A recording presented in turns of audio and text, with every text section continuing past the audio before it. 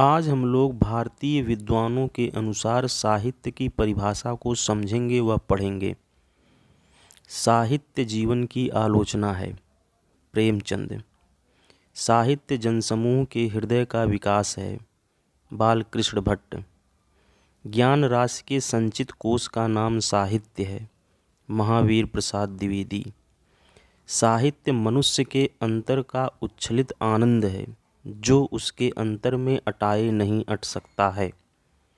हजारी प्रसाद द्विवेदी। साहित्य जनता की वाणी है, उसके जातीय चरित्र का दर्पण है, प्रगति पथ में बढ़ने के लिए उसका मनोबल है, उसके सौंदर्य की चाह पूरी करने वाला साधन है। रामविलास शर्मा। साहित्य से हमारा आशय उन विशिष्ट और प्रतिनिधि रचनाओं से है जो किसी युग के भावात्मक जीवन का प्रतिमान होती हैं, जो समाज और सामाजिक जीवन को भली या बुरी दिशा में ले जाने की प्रबल सामर्थ्य रखती हैं। नंद दुलारे वाजपेयी। साहित्य अपने व्यापक अर्थ में मानव जीवन की गंभीर व्याख्या है। सुमित्रानंदन पंत। साहित्य जनता की चित्तवृत्ति का संचित प्रतिबिंब है। आचार्य रामचंद्र शुक्ल।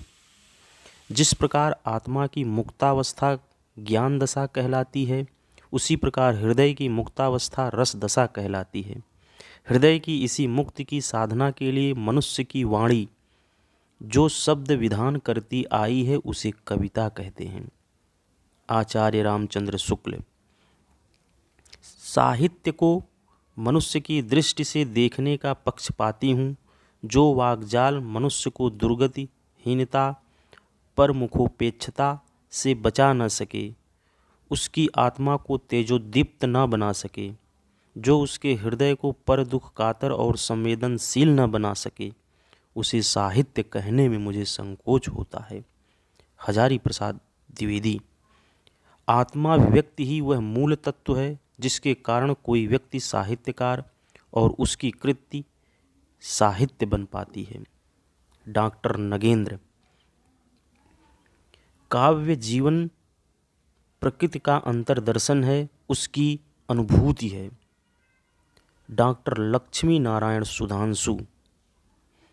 कविता सबसे पहले शब्द है और अंत में भी यही बात रह जाती है कि कविता शब्द है। सच्चिदानंद हीरानंद वात्स्यायन अज्ञेय। कविता हमारे परिपूर्ण क्षणों की वाणी है। सुमित्रानंदन पंत। कविता सबसे बड़ा परिग्रह है, क्योंकि वह विश्व मात्र के प्रति स्नेह की स्वीकृति है। महादेवी वर्मा। कविता शब्दों की अदालत में अपराधियों के कटघरे में खड़े एक निर्दोष आदमी का हलफनामा है। धूमिल। कविता भाषा में आदमी होने की तमीज है। धूमिल।